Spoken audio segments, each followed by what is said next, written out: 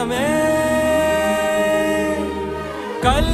என்று நினைத்தேன் உனையே நீ யார் என்று சொன்னாய் மனமே தான் நீயா எதில் நீ